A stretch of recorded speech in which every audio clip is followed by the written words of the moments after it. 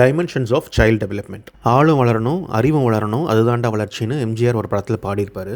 ஆளுன்றது physical development, அறிவுன்றது cognitive development. இது மட்டும் வளர்ந்தால் போதுமா?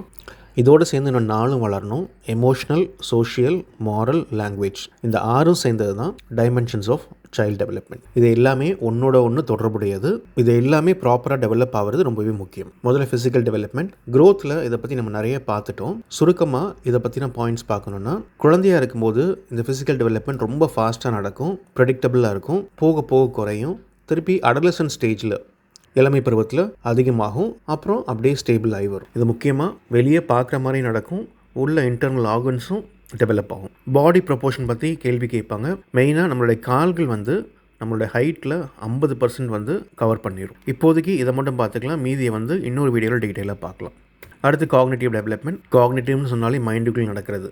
நம்ம எப்படி யோசிக்கிறோம், எப்படி ரீசன் அவுட் பண்ணுறோம், ஒரு விஷயத்தை அனலைஸ் பண்ணி ஒரு முடிவு எடுக்கிறது. மெமரி, எப்படி மெமரியில் வச்சுக்கிறோம், ப்ராப்ளம் சால்விங், பிரச்சனையை எப்படி தீர்க்கிறோம், இதெல்லாம் சேர்ந்தது தான் காக்னிட்டிவ் டெவலப்மெண்ட் அப்படின்றது, அறிவாற்றல் வளர்ச்சி. இதை பற்றி நிறைய ஆராய்ச்சி பண்ணது பியாஜே அப்படின்ற சுவிட்சர்லாண்ட் சைக்காலஜிஸ்ட். அவர் சில கான்செப்ட்ஸ் கொடுத்துருக்காரு. இதுலேருந்து கண்டிப்பாக கேள்விகள் வரும். முதல்ல மென்டல் ஸ்ட்ரக்சர், மன அமைப்பு. இதுதான் பேசிக் ஃபவுண்டேஷன் திங்கிங்க்கு. எப்படி நம்ம யோசிக்கணும், எப்படி இந்த உலகத்தை புரிஞ்சுக்கணும், எப்படி நம்ம கற்றுக்கிற விஷயத்தை ஸ்டோர் பண்ணிக்கணும் அப்படின்ற பேசிக் ஃப்ரேம் ஒர்க் தான் இந்த மென்டல் ஸ்ட்ரக்சர் அப்படின்றது. இதுதான் காக்னிட்டிவ்க்கான அடிப்படை. அடுத்தது ஸ்கீமா.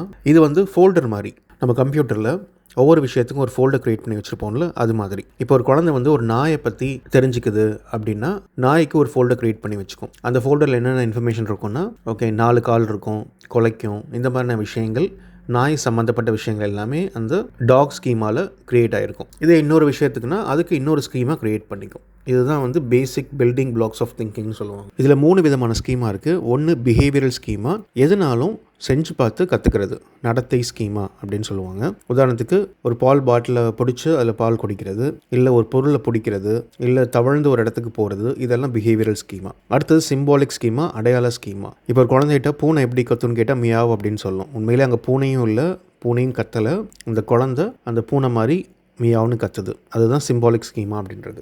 இல்லை ஒரு நாயோட படத்தை காமிச்சு இது என்னென்னு கேட்டால் டாகுன்னு சொல்லுது. அங்கே டாகே இல்லை, ஒரு படத்தை காமிச்சு தான் சொல்கிறோம். ஸோ அப்போ சிம்பாலிக்ன்றது ஒரு படம் மூலமாகவோ இல்லை வார்த்தைகள் மூலமாகவோ ஒரு சிம்பிள்ஸ் மூலமாகவோ ஒரு விஷயத்தை புரிஞ்சுக்கிறது இல்லை எக்ஸ்பிளைன் பண்ணுறது. அதுதான் சிம்பாலிக் ஸ்கீமா. 3வது ஆப்ரேஷனல் ஸ்கீமா. இது முழுக்க நம்மளுடைய லாஜிக்கல் ரீசனிங்கை யூஸ் பண்ணுறது. உதாரணத்துக்கு மேத் ப்ராப்ளம் சால்வ் பண்ணுறது எல்லாமே இந்த ஆப்ரேஷனல் ஸ்கீமா மூலமாக தான். அடுத்தது மென்டல் ஆக்ஷன், மன செயல். நம்ம ஒரு விஷயத்தை யோசித்து பண்ணுறதுக்கு பேர் தான் மென்டல் ஆக்ஷன் அப்படின்றது. உதாரணத்துக்கு ஒரு டாயை தள்ளி விட்டோம்னா அது பஸ் மாதிரி ஓடும் அப்படின்னு குழந்தைக்கு தெரியுது இல்லை, அதுதான் மென்டல் ஆக்ஷன் அப்படின்றது. அடுத்தது ஆப்ரேஷன், செயற்பாடு.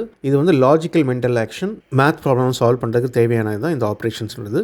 இதில் ஒரு கான்செப்ட் இருக்குது, ரிவர்சபிலிட்டின்னு சொல்லிட்டு. உதாரணத்துக்கு இங்கே 5 + 3 = 8ன்னு போட்டிருக்கு. அப்போது 8 - 3 = 5 அப்படின்னு நம்ம மைண்டு புரிஞ்சுக்கும். ஏன்னா அதோட ரிவர்ஸ் தான் இது அப்படின்னு சொல்லி, அதுக்கு பேர் ரிவர்சபிலிட்டி அப்படின்னு பேர். சிம்பிளான விஷயங்களுக்கு நம்ம யூஸ் பண்ணுறது ஸ்கீமா.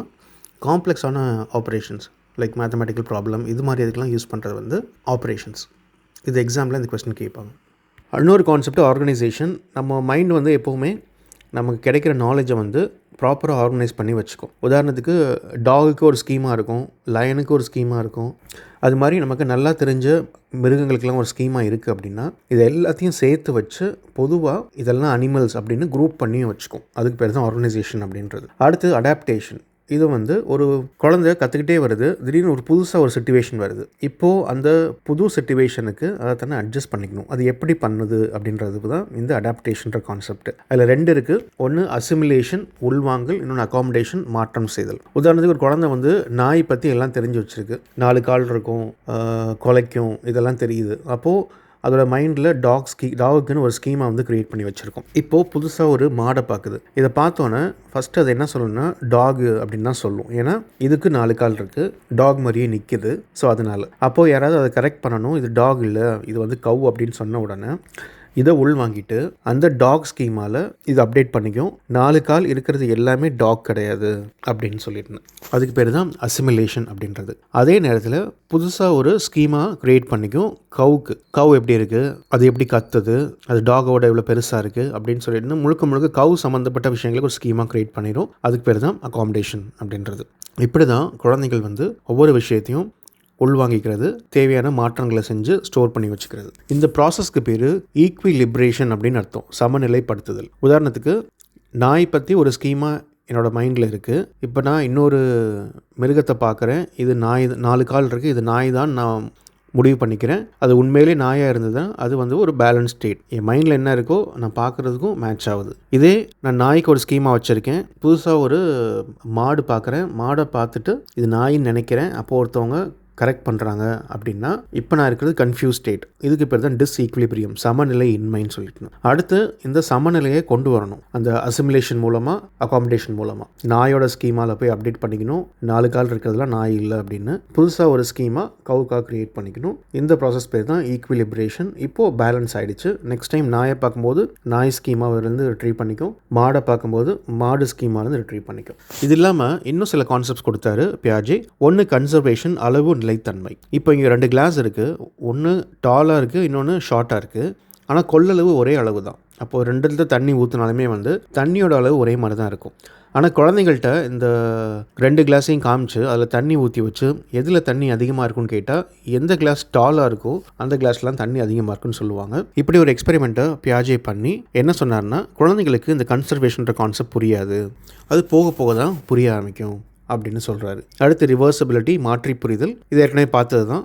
5 + 3 = 8னா அப்போ 8 - 3 = 5ன்னு மைண்ட் ஆட்டோமேட்டிக்காகவே புரிஞ்சுக்க ஆரம்பிச்சிக்கும். அதுதான் ரிவர்சபிலிட்டி அப்படின்றது. அடுத்து டீசென்ட்ரேஷன், பல அம்ச கவனம். ஒரு நாய் பார்க்குறோம், பார்த்தா அதுக்கு 4 கால் இருக்குன்னு ஸ்டோர் பண்ணி வச்சுக்கிறோம், அது குலைக்கும்ன்றதை ஸ்டோர் பண்ணி வச்சுக்கிறோம், அது வாலாட்டுன்றதை ஸ்டோர் பண்ணி வச்சுக்கிறோம், அது கடிக்கும் அப்படின்றதையும் ஸ்டோர் பண்ணி வச்சுக்கிறோம். இதுதான் ஒரு நாயை பற்றி நம்ம பல விஷயங்களை கவனித்து சேகரித்து வச்சுக்கிறது. அதுக்கு பேர் தான் டீசென்ட்ரேஷன். சென்ட்ரேஷன்னா ஒரே அம்ச கவனம். ஒரு நாயை பார்த்தோன்னா அதில் இருக்கிற ஒரே ஒரு ஆஸ்பெக்ட் மட்டும் பார்க்குறது. அதுக்கு 4 கால் இருக்குது, அவ்வளோதான், அதை மட்டும் ஸ்டோர் பண்ணி வச்சுக்கிறது, வேறு எதையும் பார்க்காம இருக்கிறது. அதுதான் சென்ட்ரேஷன் அப்படின்றது. அடுத்தது சீரியேஷன் ஒன்று இருக்குது, வரிசைப்படுத்துதல். ஒரு 4-5 குச்சிகளை கொடுத்து அதை வந்து ஹைட்டு படி வரிசைப்படுத்தணும் அப்படின்னு சொன்னால் நம்மளோட மைண்ட் ஆட்டோமேட்டிக்காக அதை பண்ண ஆரம்பிச்சிடும்.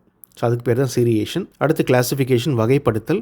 ஒரு பேஸ்கெட் ஃபுல்லாக நம்ம ஃப்ரூட்ஸும் வெஜிடபிள்ஸும் போட்டு கொடுத்து ஒரு குழந்தைகிட்ட ஃப்ரூட்ஸ் தனியாக வெஜிடபிள்ஸ் தனியாக பிரித்து கொடு அப்படின்னா அது அழகாக பிரித்து கொடுத்துரும். இதுக்கு பேர் தான் கிளாஸிஃபிகேஷன் அப்படின்றது. அப்போது பியாஜே இந்த மாதிரி எக்ஸ்பெரிமெண்ட்லாம் பண்ணி அவர் என்ன தியரி கொடுத்தாருன்னா, காக்னிட்டிவ் டெவலப்மெண்ட் தியரி அப்படின்னு, அறிவாற்றல் வளர்ச்சி கோட்பாடு. அதுக்கு கீழே தான் இந்த கான்செப்ட்லாம் எக்ஸ்பிளைன் பண்ணார்.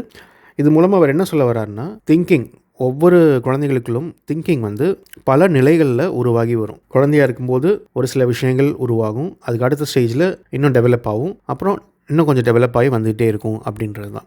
அதுக்கு நிறைய எக்ஸ்பெரிமெண்ட் பண்ணார். முதல்ல எக்ஸ்பெரிமெண்ட் வந்து இந்த கன்சர்வேஷனுக்காக 2 டம்ளரில் தண்ணி ஊற்றி பண்ணது, ஆல்ரெடி இதை பார்த்தோம்.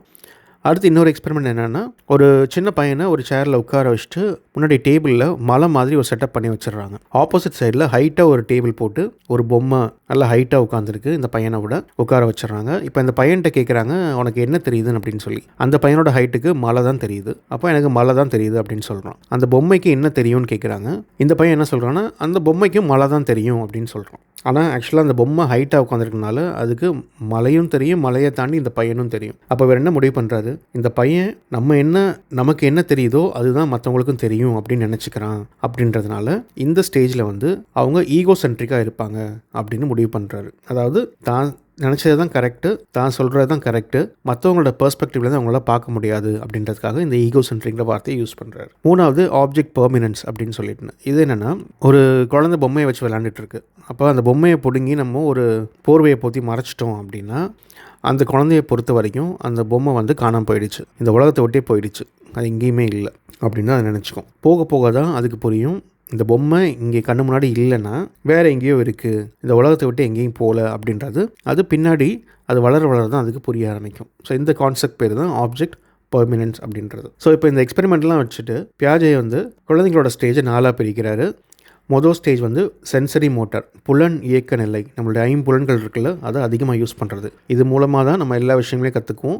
இது பிறந்ததுலேருந்து 2 வயசு வரைக்கும் இந்த ஸ்டேஜ். அடுத்து ப்ரீ ஆப்ரேஷனல், செயலுக்கு முற்பட்ட நிலை. இங்கே தான் கொஞ்சம் கொஞ்சமாக பேச ஆரம்பிப்போம், சின்ன சின்ன வார்த்தைகள் யூஸ் பண்ண ஆரம்பிப்போம், சிம்பிள்ஸ் யூஸ் பண்ண ஆரம்பிப்போம், படங்கள் பார்த்து விஷயங்களை புரிஞ்சுக்கிறது. அந்த ஈகோ சென்ட்ரிக் சொன்னார்ல, அதுவும் இந்த வயசில் தான் நடக்கும். இந்த வயசில் அந்த கன்சர்வேஷன், அளவு நிலைத்தன்மை, அதை புரிஞ்சுக்கிறது கஷ்டம். லாஜிக், மேத்தமெட்டிக்கல் ப்ராப்ளமோ லாஜிக்கில் ஒரு விஷயத்தை அணுகிறதோ அதுவும் கஷ்டம். ஸோ இது வந்து 2 வயசுலேருந்து 7 வயசு வரைக்கும் இந்த ஸ்டேஜ் கண்டினியூ ஆகும். அடுத்து வரது தான் கான்க்ரீட் ஆப்ரேஷனல், பருப்பொருள் நிலை. இங்கே தான் லாஜிக்கலாக யோசிக்க ஆரம்பிப்பாங்க. ஒவ்வொரு விஷயத்துக்கும் ஏன் நடக்குது, எப்படி நடக்குதுன்னு அண்டர்ஸ்டாண்ட் பண்ணிக்க ஆரம்பிச்சுக்குவாங்க. இந்த கன்சர்வேஷன் அப்படின்ற கான்செப்ட்லாம் புரிய ஆரம்பிக்கும். இது வந்து 7 வயசுலேருந்து 11 வயசு வரைக்கும் நடக்கிறது. அடுத்தது ஃபார்மல் ஆப்ரேஷனல். இங்கே தான் முழுமையாக அவங்களுக்கு எல்லா விஷயங்களும் புரிய ஆரம்பிக்கும். அப்ஸ்ட்ராக்டான கான்செப்ட்லாம் புரியும். அப்ஸ்ட்ராக்ட்னா உதாரணத்துக்கு ஃப்ரீடம் சொல்கிறோம், சுதந்திரம், சமூக நீதி சொல்கிறோம். இதெல்லாம் பொருள் கிடையாது, அதெல்லாம் ஒரு கான்செப்ட் தான். நீதி, நியாயம், இந்த மாதிரியான கருத்துக்களை தான் வந்து அப்ஸ்ட்ராக்ட்னு சொல்லுவாங்க. ஸோ அதை புரிஞ்சுக்கிற பக்குவம் வந்து அவங்களுக்கு வரும். இது வந்து 12 வயசுக்கு மேலே தான் வரும். அதுதான் ஃபார்மல் ஆப்ரேஷன், கருத்தியல் நிலை, கருத்துக்களை புரிஞ்சுக்கிற விஷயங்கள். ஸோ இந்த டேபிள்லேருந்து கண்டிப்பாக வந்து கேள்விகள் கேட்பாங்க. அப்போது ஸ்கூலில் எப்படி யூஸ் பண்ணுறது அப்படின்னா, இந்த ஒவ்வொரு ஸ்டேஜுக்கு ஏற்ற மாதிரி டீச்சிங் மெத்தட்ஸை மேட்ச் பண்ணணும். உதாரணத்துக்கு அந்த கான்க்ரீட் ஸ்டேஜில் வந்து பிளாக்ஸ் கொடுத்து கவுண்டிங் சொல்லிக் கொடுக்கணும். அப்ஸ்ட்ராக்ட் மேத்தமேட்டிக்ஸ், இந்த அல்ஜிப்ரா, இந்த மாதிரியான விஷயங்கள் எல்லாம் 12 வயசுக்கு மேலே தான் இன்ட்ரடியூஸ் பண்ணணும் அவங்களுக்கு. ஸோ அந்த மாதிரி ஒவ்வொரு ஸ்டேஜுக்கு ஏற்ற மாதிரி அந்த டீச்சிங் மெத்தட்ஸை மேட்ச் பண்ணணும் அப்படின்றது தான் இவருடைய தியரி. இதே மாதிரி காக்னிட்டிவ் டெவலப்மெண்ட்டுக்கு இன்னொருத்தர் சொன்னார், ஜெரோம் ப்ரூனர் அப்படின்னு சொல்லிட்டு. இவர் கொடுத்தது வந்து discovery learning and spiral curriculum. Discovery லேர்னிங்னா ஒன்றும் இல்லை. இப்போ ஒரு மொபைல் ஃபோன் இருக்குது, அதை பற்றி குழந்தைக்கு சொல்லித்தரணும் அப்படின்னா அந்த ஃபோனை அந்த குழந்தைகிட்ட கொடுத்துருங்க, அதுவே ஆராய்ச்சி பண்ணி எல்லாத்தையுமே கற்றுக்கும். அதுதான் வந்து டிஸ்கவரி லேர்னிங், கண்டறிதல் கற்றல். நம்ம எதுவுமே சொல்லிக் கொடுக்க வேணாம், நம்ம சும்மா பக்கத்தில் இருந்து சப்போர்ட் பண்ணால் போதும். அவங்கள ஆக்டிவாக டிஸ்கவர் பண்ண விட்டாலே அவங்களே எல்லாமே கற்றுக்குவாங்க அப்படின்றதான் டிஸ்கவரி லேர்னிங். அப்போ ஸ்கூலில் எப்படி இம்ப்ளிமெண்ட் பண்ணுறது, அவங்க எக்ஸ்ப்ளோர் பண்ணுறதுக்கான ஆப்பர்ச்சுனிட்டிஸை க்ரியேட் பண்ணி கொடுக்கணும். சயின்ஸ் லேபில் அவங்கள எல்லா விஷயம் அவங்களே பண்ண வைக்கணும். ஸோ இது மாதிரி அவங்களையே நம்ம ஃப்ரீயாக செயல்பட விட்டோம்னா அவங்களே எல்லாமே கற்றுக்குவாங்க அப்படின்றது தான். இவர் கொடுத்த இன்னொரு கான்செப்ட் வந்து ஸ்பைரல் கரிக்குலம், சுழல் பாடத்திட்டம். இது என்னென்னா, இந்த கொசுவத்தி மாதிரிங்க இருக்குல்ல, இதுதான் இந்த சுழல் கான்செப்ட்டு. நடுவில் சின்னதாக ஒரு டாபிக் ஆரம்பிக்கணும், அதுலேருந்து கொஞ்சம் கொஞ்சமாக அதை அந்த டாப்பிக்கை பெருசாக்கிட்டே வரணும். ஸோ உதாரணத்துக்கு முதல்ல ABCDலேருந்து ஆரம்பிக்கணும், அப்புறம் வார்த்தைகளுக்கு போகணும், அப்புறம் சின்ன சின்ன சென்டென்ஸ்க்கு போகணும், அப்புறம் தான் கிராமர், இந்த மாதிரி விஷயங்களுக்குலாம் போகணும் அப்படின்றது தான் சுழல் பாடத்திட்டத்தோட அடிப்படை. ஸோ இவர் சொல்கிறது revisit topics at higher levels. Higher லெவலுக்கு டாப்பிக்கை வந்து ரிவைஸ் பண்ணணும், அது ரொம்ப முக்கியம் அப்படின்னு சொல்கிறாரு. இவர் ஒரு 3 ரெப்ரசன்டேஷன் மோட் கொடுத்தாரு. லைக் எப்படி வந்து குழந்தைங்க வந்து கற்றுக்குறாங்க அப்படின்னு. ஒன்று எனாக்டிவ், 2 வயசு வரைக்கும் செயல்முறையில் தான் வந்து எல்லா விஷயங்களும் கற்றுக்குவாங்க. உதாரணத்துக்கு பிளாக்ஸ் பில்ட் பண்ணுறது, அவங்களே ஒரு விஷயத்தை செஞ்சு பார்த்து புரிஞ்சுக்கிறது, இதெல்லாம் தான் எனாக்டிவ் அப்படின்னு அர்த்தம், செயல்முறை. அடுத்து ஐகானிக்னா படத்தை பார்த்து கற்றுக்கிறது. நம்ம ஸ்கூல்லலாம் பார்த்துருப்போம், சுற்றி சார்ட் ஒட்டியிருப்பாங்க, vegetable chart, animals chart, map, இதெல்லாம் போட்டிருப்பாங்க. அதெல்லாம் வந்து இந்த ஐகானிக் முறையை அடிப்படையாக வச்சு தான். ஸோ 2லேருந்து 7 வயசு வரைக்கும் இந்த படங்களை பார்த்தே நம்ம நிறைய விஷயங்களை கற்றுக்கலாம். அடுத்து 7 வயசுக்கு மேலே வரதான் சிம்பாலிக் குறியீட்டு. இதில் தான் வந்து அந்த நம்பர்ஸ் பற்றி படிக்கிறது, ஆல்ஃபபெட்ஸு, ப்ளஸ் மைனஸு, இதெல்லாம் தான் வந்து குறியீடுகள், சிம்பிள்ஸ்ன்னு சொல்லுவோம். இதை புரிஞ்சுக்கிற பக்கம் 7 வயசுக்கு மேலே தான் வரும். அப்போ தான் இந்த சிம்பாலிக் முறையில் நம்ம விஷயங்களை கற்றுக்க ஆரம்பிப்போம். இவ்வளோ தாங்க physical development and cognitive development.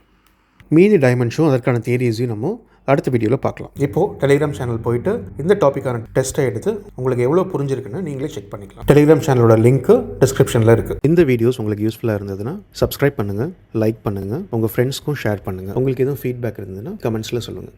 Happy learning and all the best.